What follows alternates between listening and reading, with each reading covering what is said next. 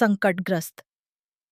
Somalia में 20 की उम्र की एक भारतीय महिला पत्रकार का अपहरण कर लिया जाता है, लेकिन उसे दो पुरुषों में अप्रत्याशित सहयोगी और प्रेमी मिलते हैं और वह दो पतियों के साथ एक अविश्वसनीय बहुपतित्व वाला परिवार बनाती है।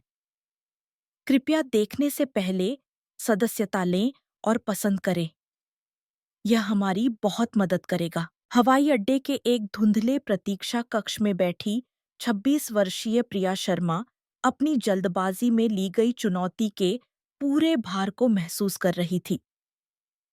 एक भारतीय नागरिक के रूप में सोमालिया की यात्रा पर कोई स्पष्ट कानूनी प्रतिबंध नहीं था, लेकिन विदेश मंत्रालय ने पहले ही उच्च जोखिम वाली चेतावनी जारी कर नागरिकों को सावधानी बरतने की सलाह दी थी। उसे भारतीय पासपोर्ट के साथ कुछ विशेष अनुमति मिली थी, जिसे उसने बड़ी कठिनाई से प्राप्त किया था।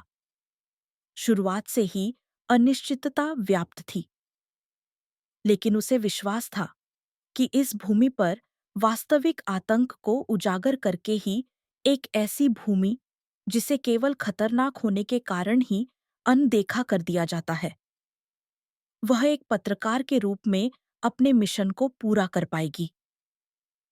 अनगिनत दस्तावेजों, वीजा आवेदनों और भारतीय निवासी के रूप में पहचान प्रमाणित करने में उसे महीनों लग गए।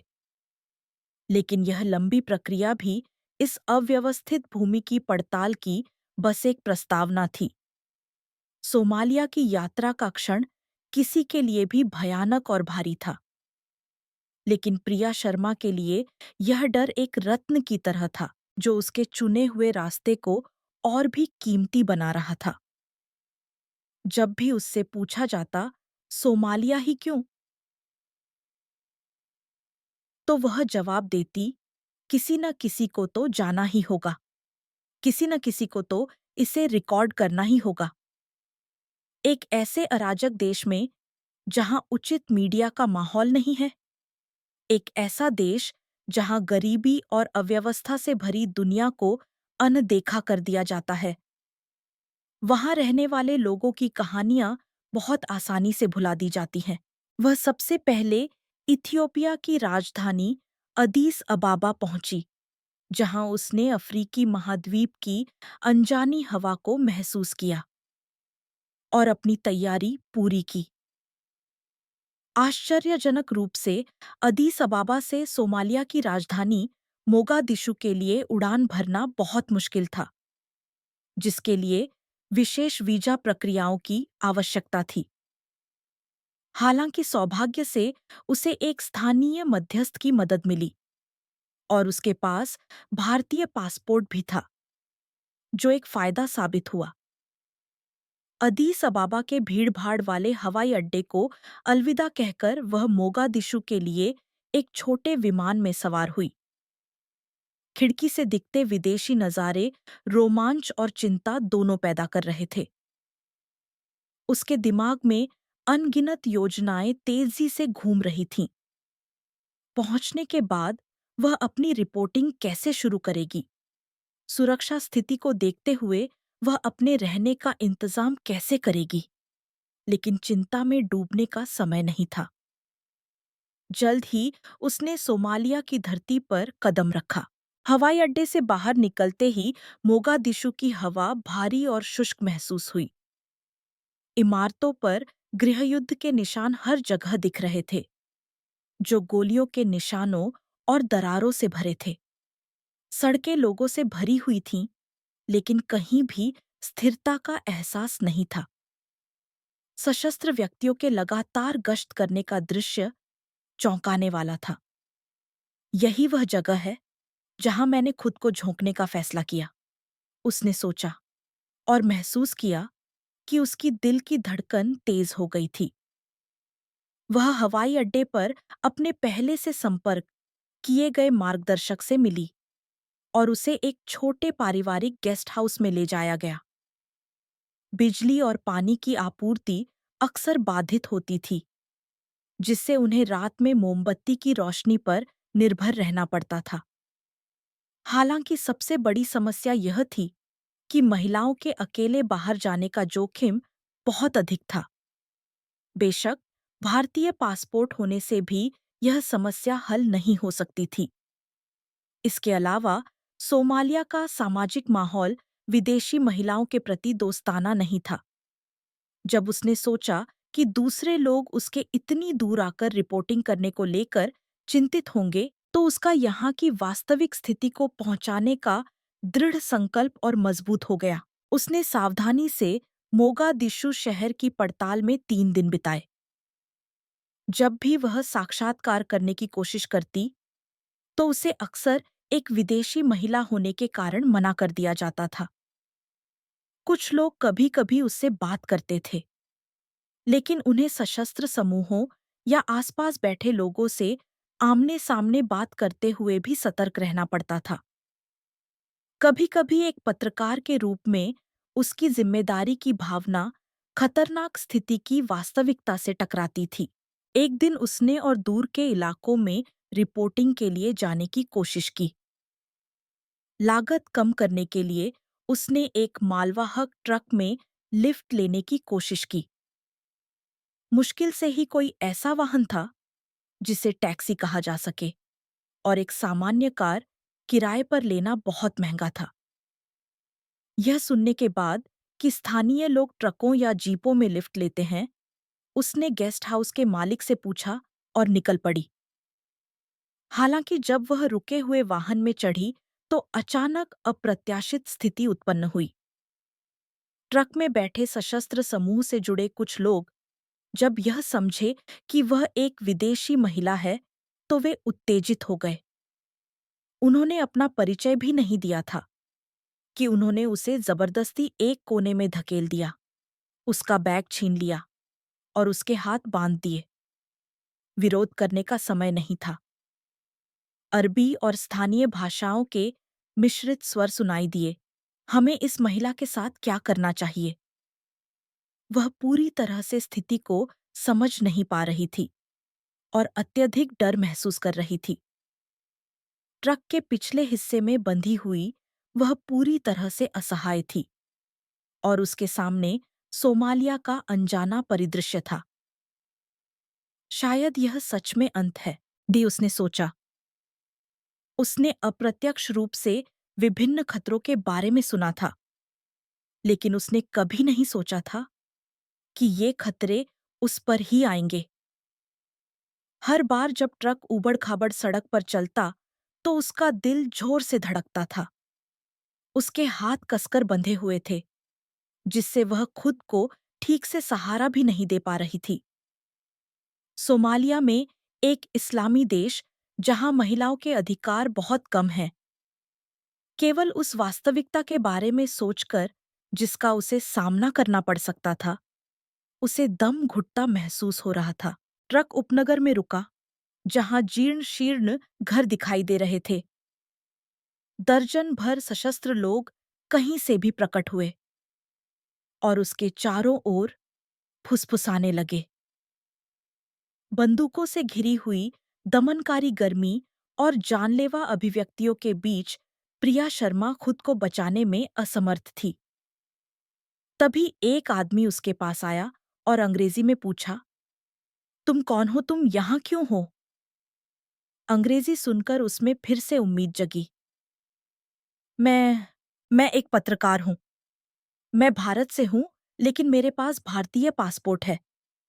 मैं सोमालिया की सच्चाई की रिपोर्ट करने आई हूँ, उसने कांपते हुए आवाज में समझाया। उस आदमी के चेहरे के भाव बदल गए।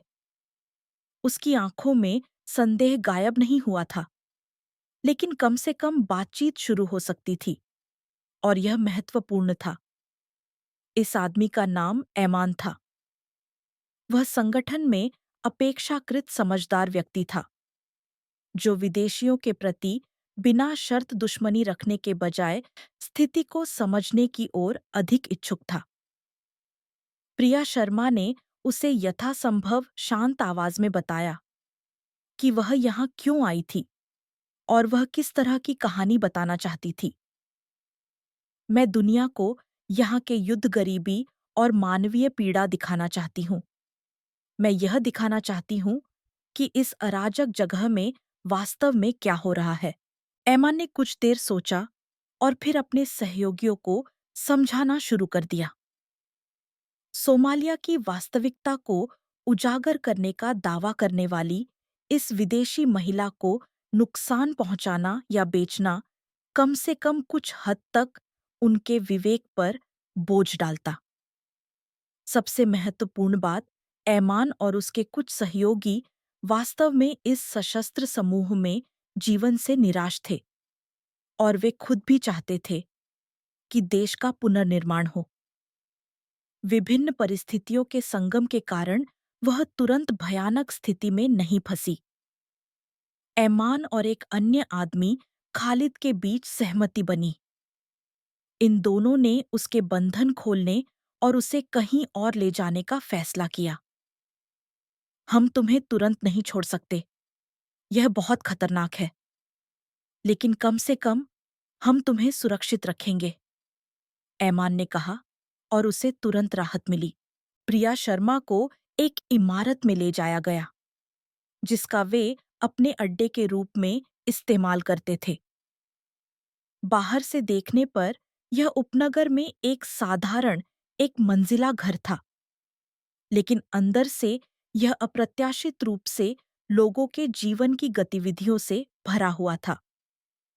खालिद और ऐमान कई सहयोगियों के साथ इस जगह की रखवाली कर रहे थे और कुछ महिलाएं और बच्चे भी दिखाई दे रहे थे, लेकिन उनकी नजरें शुरू में सतर्कता से भरी हुई थीं।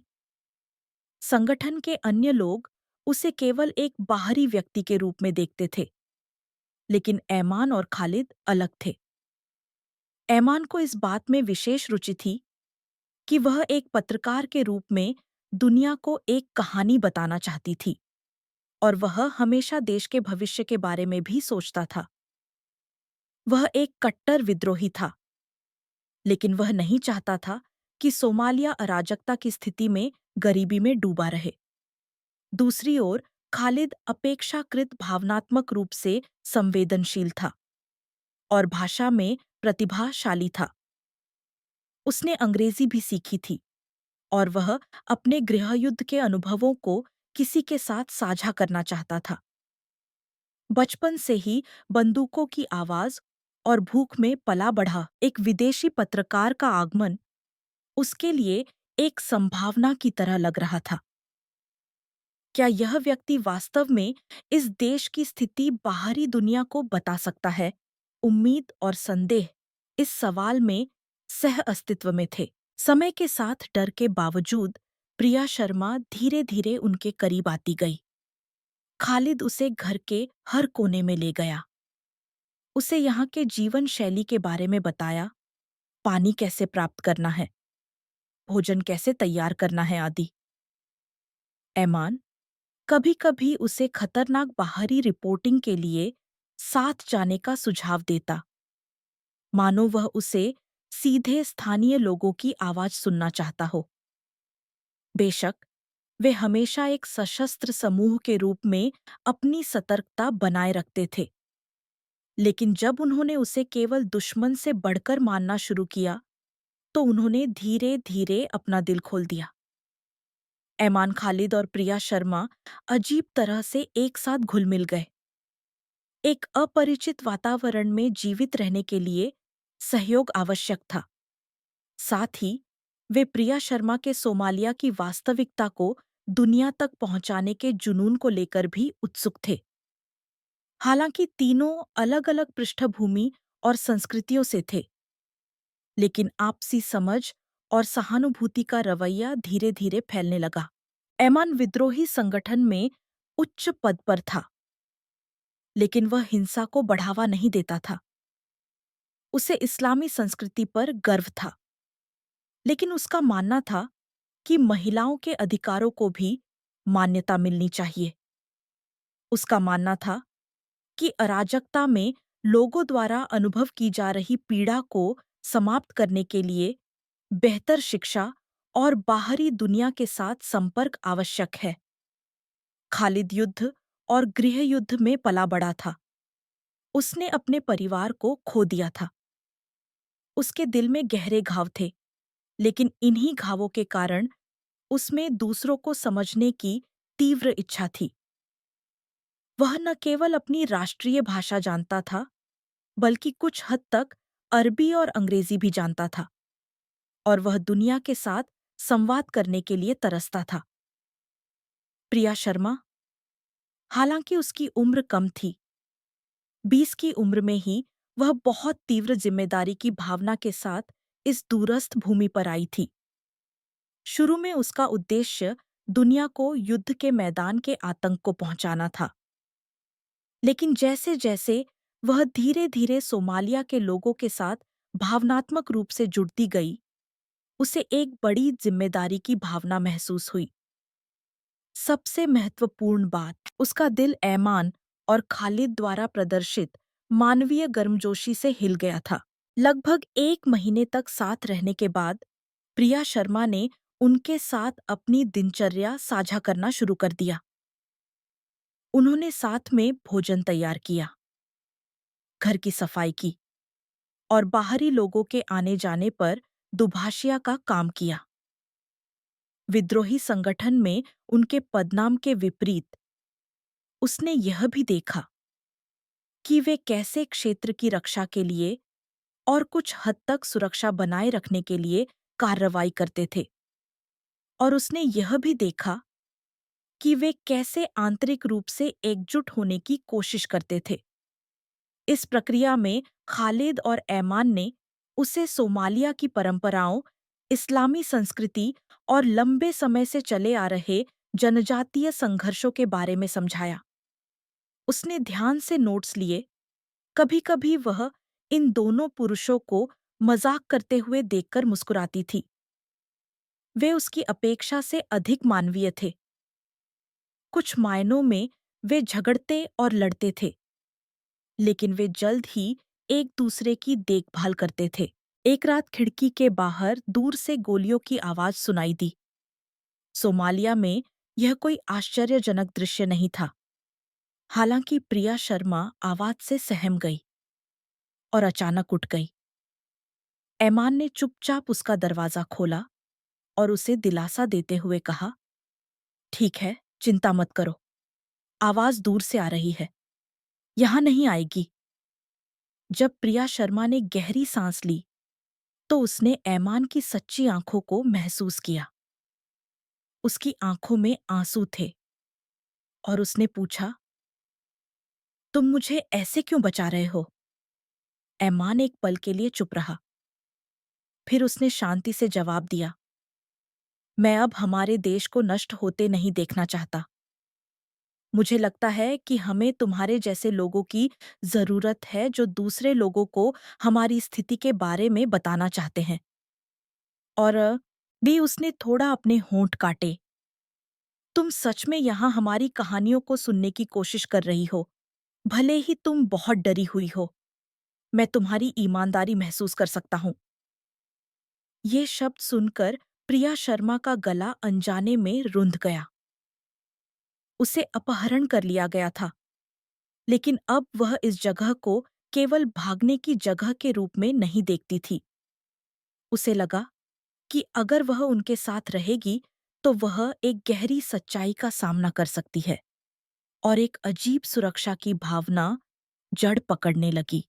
खालिद भी प्रिया शर्मा के प्रति अपनी पसंद को अधिक बार व्यक्त करने लगा। उसने कहा कि वह उम्मीद करता है कि सोमालिया फिर से एक शांतिपूर्ण देश बन जाए, और जब एक दिन वे बाहर जा सकें।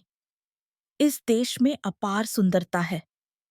मैंने सुना है कि मोगादिशु का समुद्र मेरे युवावस्था में वास्तव में शांत था, लेकिन युद्ध ने सब कुछ बर्बाद कर दिया। प्रिया शर्मा ने खालिद को सच्ची सांत्वना देने वाले दिल से देखा। मैं तुम्हारे द्वारा सहन किए गए दर्द की कल्पना भी नहीं कर सकती, लेकिन मुझे विश्वास है कि मैं तुम्हारी मदद के लिए कुछ कर सकती हूँ। मुझे लगता है कि मेरा काम तुम्हारी कहानियों को रिकॉर्ड करना और पहुंचाना है। खालिद ने धीरे से उसका हाथ पकड़ा। धन्यवाद। शायद हम इस देश को बदल सकते हैं, इस दुनिया को बदल सकते हैं। जब वे ये बातचीत दोहराते रहे, तो प्रिया शर्मा और इन दो पुरुषों के बीच धीरे धीरे एक विशेष भावना पनपने लगी। वे सभी इस्लाम को मानते थे, और भले ही वे महिलाओं के लिए सख्त पारंपरिक मानदंडों वाले माहौल में पले बढ़े थे, फिर भी उन्होंने प्रिया शर्मा को एक सहयोगी और एक इंसान के रूप में सम्मान दिया। उन्होंने कभी भी महिलाओं के अधिकारों की अवधारणा में गहराई से नहीं सोचा था, लेकिन वे उन अनुचित बातों को दूर करने की कोशिश कर रहे थे, जिन्हें वे स्वयं महसूस करते थे। प्रिया शर्मा ने पास के अस्थायी शरणार्थी शिविरों और चिकित्सा सुविधाओं का दौरा किया, तस्वीरें और वीडियो लिए, और साधारण साक्षात्कार करने की कोशिश की। बेशक वह अकेले नहीं जा सकती थी, और खालिद और ऐमान को सशस्त्र अवस्था में उसके साथ रहना पड़ता था। संगठन के अन्य लोगों को यह पसंद नहीं था, और वे कहते थे, इतना बड़ा जोखिम क्यों उठाना? लेकिन ऐमान के प्रभाव के कारण उन्हें बहुत अधिक प्रतिबंधित नहीं किया गया। उसने जो वीडियो शूट किए, उनमें भूख और बीमारियों से पीड़ित छोटे बच्चे और गृहयुद्ध में अपने पैर खो चुके बुजुर्ग लोग दिखाई दे रहे थे। जब भी वह इतने सारे लोगों को युद्ध, गरीबी और बीमारी के संपर्क में रहते हुए देखती, तो प्रिया शर्मा रात को रोती थी। उसके बगल में ये दोनों आदमी उसे दिलासा देते थे, हम हर दिन यह सब देखते हैं, लेकिन इस वास्तविकता को बदलने के लिए पूरी दुनिया को जानना होगा, वे कहते थे। इस तरह इन तीनों के बीच का बंधन गहरा होता गया। एक रात वे एक बड़े परिवार की तरह खाने की मेज के चारों ओर बैठे थे। बिजली नहीं थी, इसलिए वे दीपक की रोशनी में रोटी, सादा सूप और चाय पीते हुए बातें कर रहे थे। प्रिया शर्मा को अचानक महसूस हुआ कि उसका दिल जटिल हो गया था। जब भी वह ऐमान को देखती, जब भी वह खालिद को देखती, उसके दिल का एक कोना अजीब तरह से धड़कता था। शुरू में उसने सोचा कि यह सिर्फ उन लोगों के प्रति आभार है जिन्होंने उसे बचाया था, लेकिन धीरे धीरे यह भावना एक बड़ी भावना में फैल गई। ऐमान की गंभीरता और खालिद की कोमल दयालुता, ये दोनों पुरुष अपने अलग अलग गुणों के साथ प्रिया शर्मा को अलग अलग तरीकों से आकर्षित कर रहे थे। इसके अलावा इन दोनों पुरुषों ने भी उसके प्रति गहरा प्यार व्यक्त किया था। लेकिन जब भी वह सोमालिया की अराजक स्थिति और उनके सशस्त्र समूह के सदस्य होने के बारे में सोचती, तो वह खुद से कहती, यह एक असंभव भावना है। लेकिन जितना अधिक वह सोचती, यह स्थिति उतनी ही अवास्तविक लगने लगती। तो क्या अपने दिल की बात मानना बुरी बात होगी? यह सवाल धीरे धीरे मन में पनपने लगा। इस शांति के बीच भी सोमालिया की वास्तविकता कभी भी आसान नहीं थी। विद्रोही समूहों के बीच लड़ाई या इस्लामी चरमपंथियों और डाकुओं के साथ संघर्ष जारी थे। एक दिन खबर आई कि एक दुश्मन समूह उस क्षेत्र पर हमला करने की कोशिश कर रहा है। ऐमान ने प्रिया शर्मा से तनावपूर्ण आवाज में कहा, आज बाहर मत जाना। अगर कुछ होता है तो घर के अंदर शांति से रहना। लेकिन उस रात जब दुश्मन समूह तेजी से पास आया, तो गोलीबारी शुरू हो गई। चारों दिशाओं से गोलियों और विस्फोटों की भारी आवाजें सुनाई दीं, और इमारतों के गिरने की आवाजें भी सुनाई दे रही थीं। खालिद हांफता हुआ उसके पास दौड़ा। खतरा, जल्दी करो, पीछे जाओ। दिप्रिया शर्मा डर से कांप रही थी। उसने कसकर उसका हाथ पकड़ा और इमारत के पीछे छिप गई। दुश्मन समूह ने क्षेत्र पर कब्जा करने की कोशिश की, लेकिन ऐमान और उसके सहयोगियों ने जवाबी हमला किया। लगातार गोलियों की आवाज के बीच प्रिया शर्मा डर से सिकुड़ रही थी। उसे डर था कि उसे गोली लग सकती है। कुछ घंटों बाद लड़ाई समाप्त हो गई, लेकिन सशस्त्र समूह और स्थानीय निवासियों दोनों को बहुत नुकसान हुआ। इस अराजकता में एक दुश्मन संगठन ने प्रिया शर्मा को ढूंढ लिया और उसे अपहरण करने की कोशिश की, लेकिन खालिद और ऐमान ने अपनी जान जोखिम में डालकर उसे बचाया। मैं हार नहीं मान सकता, वह हमारे लिए कीमती है, खालिद ने गुस्से वाली आवाज में चिल्लाया और ऐमान हांफता हुआ अपने दुश्मन को धकेल दिया। अंततः तीनों किसी तरह हमले से बच निकले। उस रात वे तीनों एक जीर्ण शीर्ण कमरे में इकट्ठा हुए नुकसान से उबर रहे थे। उनके शरीर पर चोट के निशान थे और उनका दिल डर और राहत के मिश्रण से भरा था। प्रिया शर्मा ने आंखों में आंसू लिए पूछा, तुम मुझे ऐसे क्यों बचा रहे हो? ऐमान और खालिद ने एक दूसरे को देखा। एक अजीब चुप्पी के बाद उन्होंने सावधानी से बोलना शुरू किया। मुझे लगता है कि हमारे पास तुम्हें बचाने का एक कारण है, केवल एक रिपोर्टिंग विषय के रूप में नहीं, बल्कि अब एक सहयोगी और कीमती व्यक्ति के रूप में जो हमारे साथ रहता है। हाँ, हम चाहते हैं कि तुम सुरक्षित रहो। यदि संभव हो तो हम चाहते हैं कि तुम्हें इस नरक जैसी जगह में उम्मीद मिले। प्रिया शर्मा, जो अपनी भावनाओं को दबाने की कोशिश कर रही थी, अंततः इन दोनों की ईमानदारी के लिए सिसक कर धन्यवाद दिया। अनजाने में इन दोनों पर भरोसा और प्यार उसके दिल में जड़ पकड़ चुका था। उलझन में वह इस बात से इनकार नहीं कर सकती थी कि वह दोनों के प्रति आकर्षित थी। ऐमान एक मजबूत नेतृत्व क्षमता और विश्वास वाला व्यक्ति था, खालिद एक कोमल संवेदनशीलता वाला, दिलासा देने वाला था। प्रिया शर्मा के लिए वे इस कठोर दुनिया में उसे मिली रोशनी की तरह थे। उसके बाद ये तीनों पहले से कहीं ज्यादा एक दूसरे की देखभाल करने लगे। उन्होंने साथ में बाहरी गतिविधियों में भाग लिया और सावधानी से दूर के इलाकों में रिपोर्टिंग के लिए गए।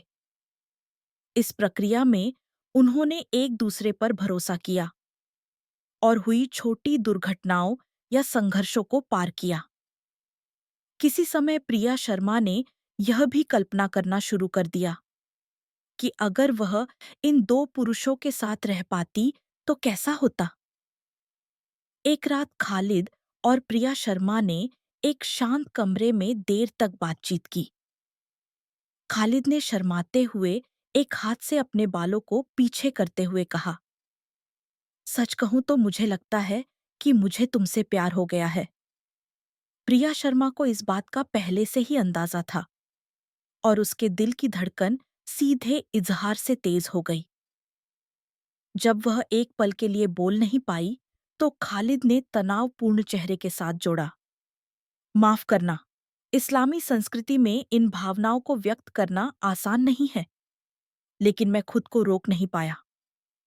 हर बार जब तुम खतरे में होती हो तो मेरा दिल दुखता है। अगले दिन ऐमान और प्रिया शर्मा के बीच अकेले में भी ऐसी ही बात हुई। ऐमान ने कबूल किया, मैंने अपनी पूरी जिंदगी बंदूकों के बीच जी है। मुझे इन भावनाओं को महसूस करने की आदत नहीं है, लेकिन मुझे तुम्हें बचाने की भावना लगातार तेज होती जा रही है। और जब मैं तुम्हें मुस्कुराते हुए देखता हूं, तो मुझे जीने का कारण मिलता है। प्रिया शर्मा ने आंसू बहाते हुए उसका हाथ पकड़ा। मुझे लगता है कि मुझे भी तुम दोनों से प्यार हो गया है। तुम दोनों मेरे लिए सचमुच बहुत मायने रखते हो। उसने यह नहीं सोचा कि उसे दोनों में से किसी एक को चुनना होगा, बल्कि वह दोनों के प्रति आकर्षित महसूस कर रही थी। अजीब बात यह थी कि इस भावना से उसे अपराध बोध नहीं, बल्कि गर्मजोशी मिली।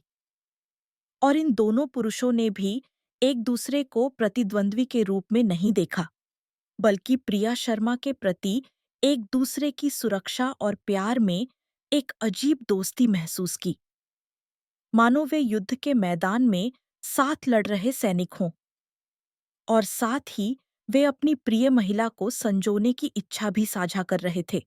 एक दिन जैसे-जैसे यह अनोखा त्रिकोणीय प्रेम गहरा होता गया, प्रिया शर्मा को अचानक अपने शरीर में असामान्य स्थिति महसूस हुई। अत्यधिक थकान और उल्टी कई दिनों तक जारी रही, और स्थानीय स्तर पर उपलब्ध एक साधारण गर्भावस्था परीक्षण किट का उपयोग करके जांच करने के बाद परिणाम सकारात्मक आया। शर्मिंदगी और खुशी एक साथ उमड़ पड़ी। क्या इस अराजक भूमि पर बच्चे को जन्म देने का कोई मतलब है? उसने खुद से पूछा। लेकिन दूसरी ओर उसने यह भी सोचा, शायद यह बच्चा उम्मीद का प्रतीक बन सकता है। समस्या यह थी कि पिता की पहचान भी स्पष्ट नहीं थी। हालांकि खालिद और ऐमान ने शांत भाव से कहा, हम दोनों पिता हैं, हम इस बच्चे को साथ में पालेंगे। ये शब्द सुनकर प्रिया शर्मा हैरान हुई, लेकिन साथ ही गहराई से प्रभावित भी हुई। यह स्थिति पारंपरिक इस्लामी रीति रिवाजों में स्वीकार करना मुश्किल था, लेकिन उन्होंने जीवन के कई हिस्सों को पार कर लिया था।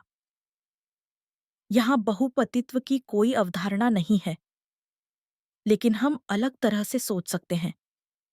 अगर सोमालिया अराजकता की स्थिति में नहीं होता, तो मैं इस स्थिति की कल्पना भी नहीं कर सकती थी। लेकिन अब अगर हम एक दूसरे का सम्मान और देखभाल कर सकें, तो वह हमारे परिवार का रूप होगा, उन्होंने कहा। इस तरह से शुरू हुए असामान्य बहुपतित्व के जीवन ने तीनों को जीवन का एक नया अर्थ दिया। प्रिया शर्मा ने अपने शरीर का ध्यान रखते हुए और प्रसव की तैयारी करते हुए भी रिपोर्टिंग बंद नहीं की। उसके द्वारा शूट किए गए लेख और वीडियो रिकॉर्ड समय-समय पर इंटरनेट पहुंच वाले स्थानों से विदेश भेजे जाते रहे। हालांकि एक व्यापक रिपोर्ट में अब भी कुछ समय लगेगा, लेकिन यह धीरे-धीरे दुनिया को सोमालिया की वास्तविकता को पहुंचाने का एक मील का पत्थर बन गया। समय बीता और प्रिया शर्मा ने गर्म जलवायु और चिकित्सा सुविधाओं की कमी के बावजूद एक बच्चे को जन्म दिया। कई जोखिम कारक थे, लेकिन चमत्कारिक रूप से बच्चा स्वस्थ पैदा हुआ। सोमालिया के कठोर वातावरण में जीवन जारी रखना एक बड़ा आशीर्वाद और भावनात्मक क्षण था। ऐमान खालिद और संगठन के अन्य लोगों ने बच्चे के रोने की आवाज सुनकर तालियां बजाईं और खुशी मनाई। बच्चे के जन्म की उस रात उसने महसूस किया कि एक ढहती हुई भूमि पर भी एक छोटी सी उम्मीद खिल रही थी। प्रसव के बाद प्रिया शर्मा ने कुछ समय के लिए भारत में आवागमन करने का तरीका खोजा। चूंकि उसके पास भारतीय पासपोर्ट आज था, अगर वह कुछ जटिल प्रक्रियाओं से गुजरती तो वह आवागमन कर सकती थी। उसने बच्चे के लिए भारतीय नागरिकता प्राप्त करने की कोशिश की और उसने किसी तरह दस्तावेजों को व्यवस्थित किया और अस्थायी रूप से बच्चे को भारत ले गई। हालांकि सोमालिया की अस्थिर स्थिति के कारण भारत में पूरी तरह से बसना अब भी मुश्किल था, लेकिन वह अपने पत्रकारिता के काम और परिवार के लिए बार-बार आ जा सकती थी। लेकिन उसका सोमालिया को पूरी तरह छोड़ने का कोई इरादा नहीं था। मेरा परिवार यहीं है, उसने कहा। ऐमान खालिद और उनके द्वारा स्थापित नया जीवन आधार उसका सच्चा घर बन चुका था। बेशक यह कुछ परिचितों और परिवार के लिए एक बड़ा झटका था, लेकिन प्रिया शर्मा ने समझाया, अगर वे नहीं होते तो मैं मर चुकी होती और मैं यहाँ बहुत कुछ कर सकती हूँ। समय के साथ उसे एक और चमत्कार का सामना करना पड़ा। वह खालिद के बच्चे के साथ गर्भवती हुई।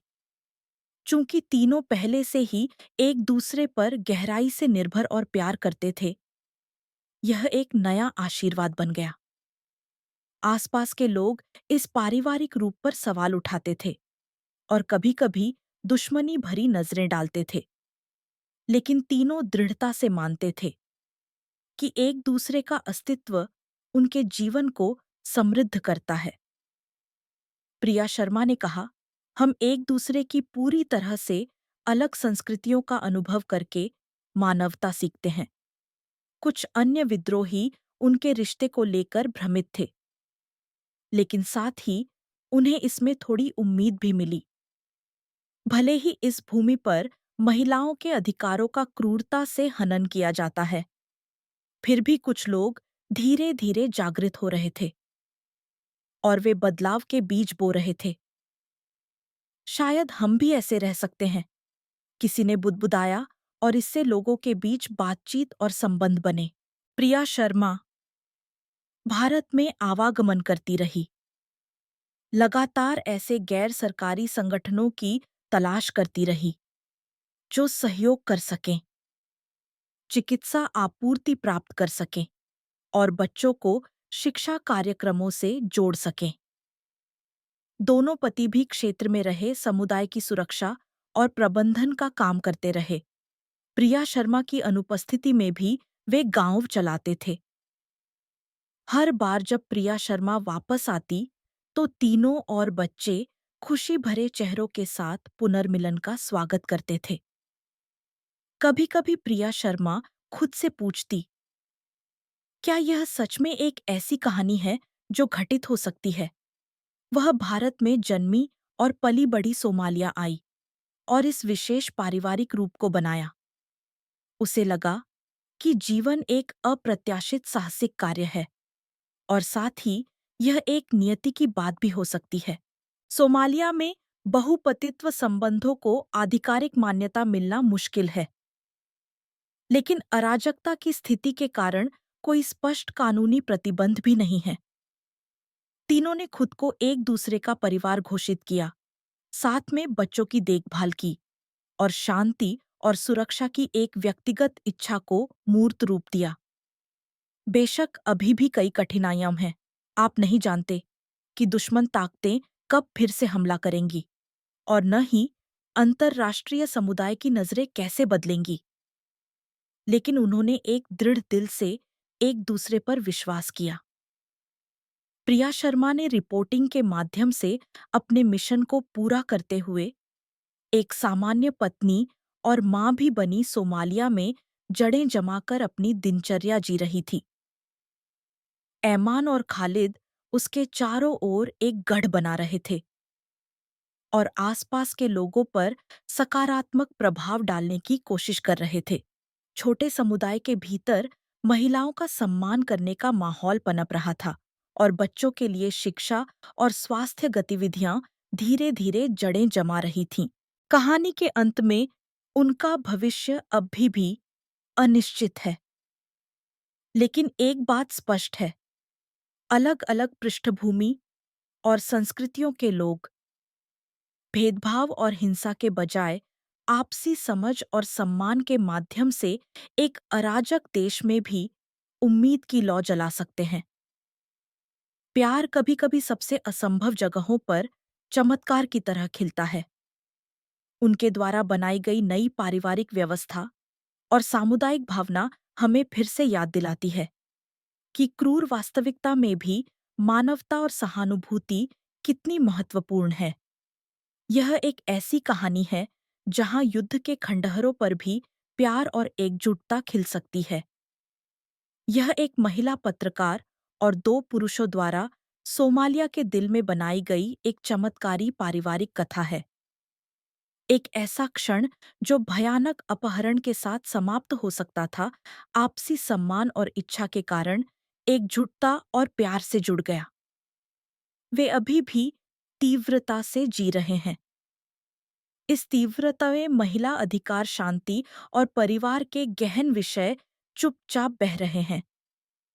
कुछ लोग कहेंगे कि यह कहानी बहुत नाटकीय है, लेकिन यह सबसे नाटकीय क्षणों में ही है कि मानव का सच्चा स्वभाव प्रकट होता है।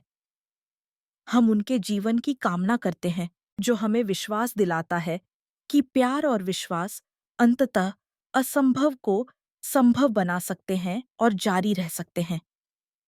आज देखने के लिए धन्यवाद। यदि आपको यह वीडियो पसंद आया तो कृपया सदस्यता लें और पसंद करें।